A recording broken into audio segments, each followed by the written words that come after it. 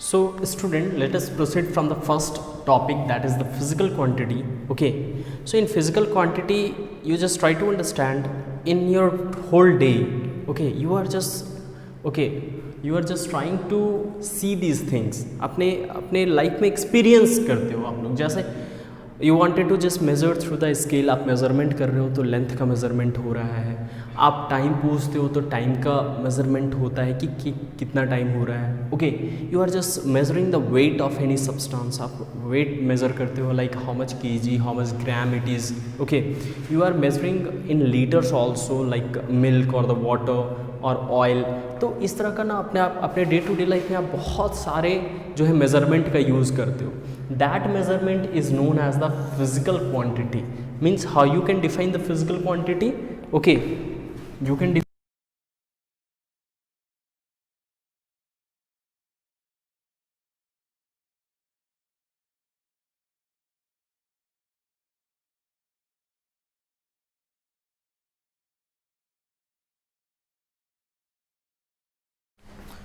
okay, so next we do have, next is what is measurement.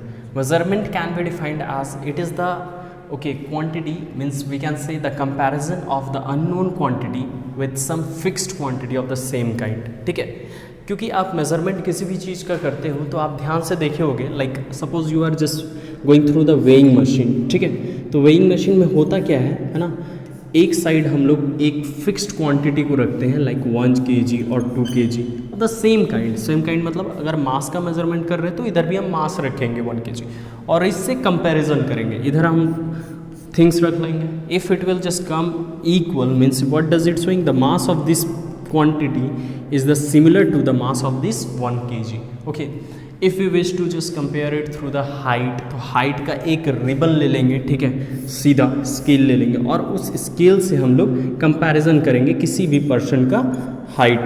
समझ में आ रही बात है?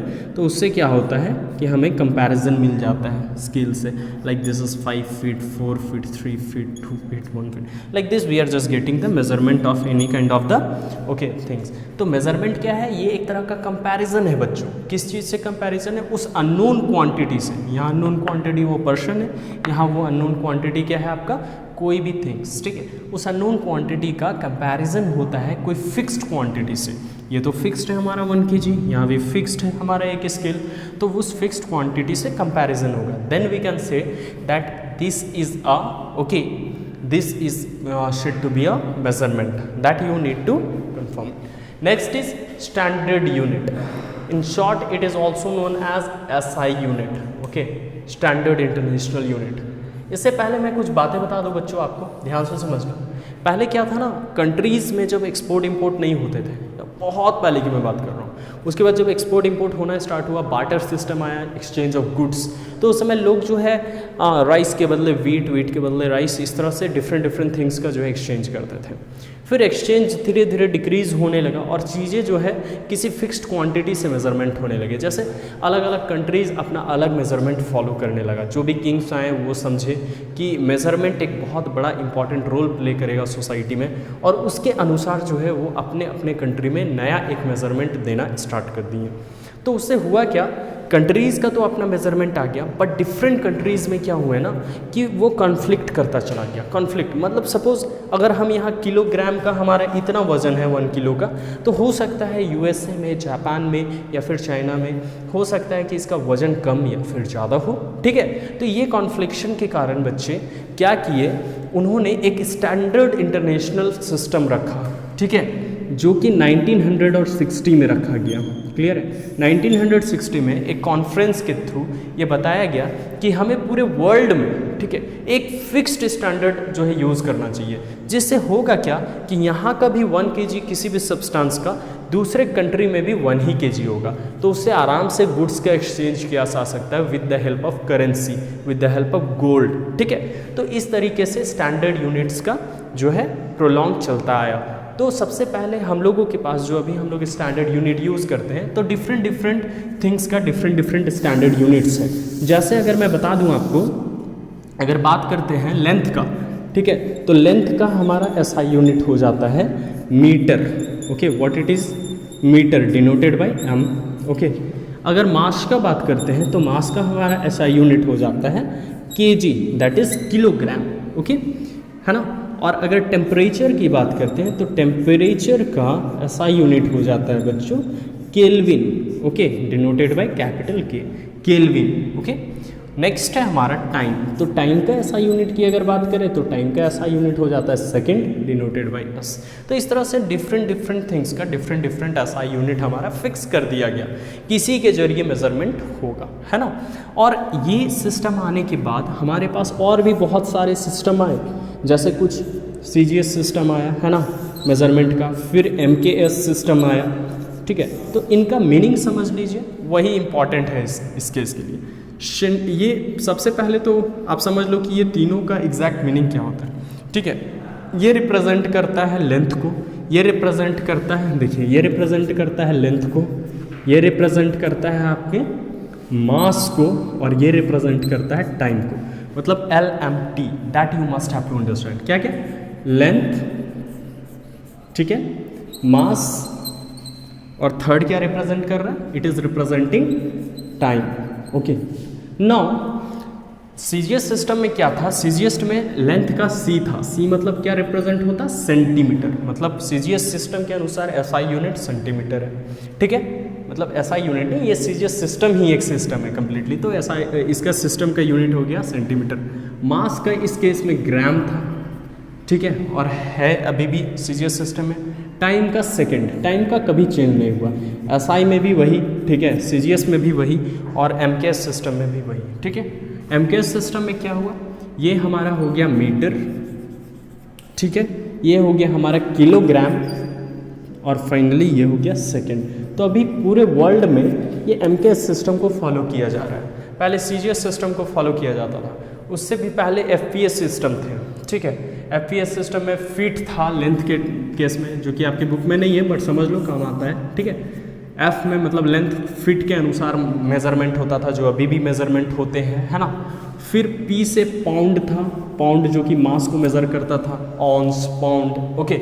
और S तो अपना शुरू से सेकेंड ही रहा है बच्चों, तो ये सेकेंड ही है। तो इस तरह का डिफरेंट सिस्टम जो है आया अपने कंट्री में, है ना, और उसी के अनुसार जो है हम लोग जो है अभी स्टडी करते हैं। तो that you need to understand it properly, this is MKS unit. तो अभी तक हम लोगों ने पूरे चैप्टर का क्या क्या पढ़ लिया? फिजिकल क्वांटिटीज, मेजरमेंट, और SI unit, that is standard unit. Needs for accurate measurement का मैंने डेफिनेशन नहीं दिया, बट मैंने उसका एक्सप्लेनेशन कर दिया आप लोगों को। आप ध्यान से फिर से समझो, ये हम लोगों को मेजरमेंट का ज़रूरत क्यों पड़ा कि एक एक्यूरेट मेजरमेंट होना चाहिए। तो जो कॉन्फ्लिक्शंस आए ना कंट्रीज़ के बीच में, मास को लेकर के, वजन को, वेट को लेकर के, लेंथ को लेकर के, उसी कॉन्फ्लिक्शंस को एग्जैक्ट मतलब रिजॉल्व करने के लिए हम लोग एक्यूरेट मेजरमेंट का यूज़ करते हैं। मतलब सपोज़ अगर USA में कोई 1 kg का भार ज़्यादा है ना, और यहाँ पे हमारे कंट्री में ला करके उसे मेज़र करें, और उसका भार अगर कम हो जाता है इसके कंपैरिजन में, तो क्या होगा बच्चों की कॉन्फ्लिक्शन होगा ना कि आपने 1 kg नहीं दिया मुझे, ठीक है। तो उसी को मिनिमाइज करने के लिए, रिड्यूस करने के लिए कम्प्लीटली हमें एक्यूरेट मेजरमेंट का रिक्वायरमेंट पड़ता है, जो कि पूरे यूनिवर्स में, पूरे यूनिवर्सली एक्सेप्ट किया गया, और सारे कंट्री के लोग उसे एक्सेप्ट करके एक्यूरेट मेजरमेंट लेते हैं, ठीक है। अब हम लोग देखेंगे मेजरमेंट ऑफ लेंथ। तो लेंथ को मेज़र करने के लिए हमारे पास बहुत सारे यूनिट हैं, जैसे अभी मैंने बताया आपको। एक तो हो गया C फॉर सेंटीमीटर, ठीक है। फिर होता है हमारा, ठीक है, MKS में देखें तो ये मीटर हो गया, है ना। अगर एकदम स्मॉलेस्ट यूनिट मेज़र करना है तो होता है मिलीमीटर, ठीक है। उससे थोड़ा ज़्यादा मेज़र करना है, जो आप अपने कॉपीज़ वगैरह में यूज़ करते हो, तो उसके लिए हम लोग यूज़ करते हैं centimetre.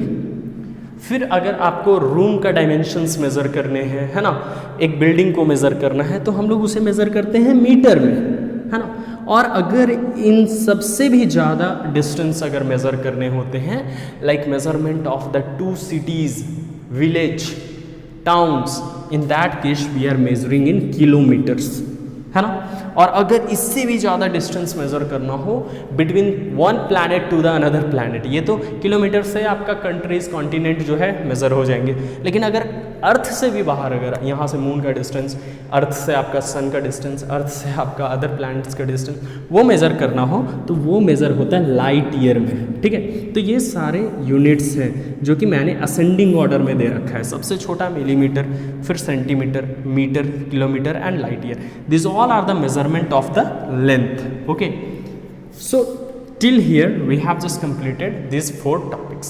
Next we will see in the next video. So till the time you just try to learn these things whatever I have given you here. Pause your video and just write it down in your note copy so that you can remember for the learning or for the revision in the next time. Thank you. Wait for the second part and try to learn it properly. Have a nice day.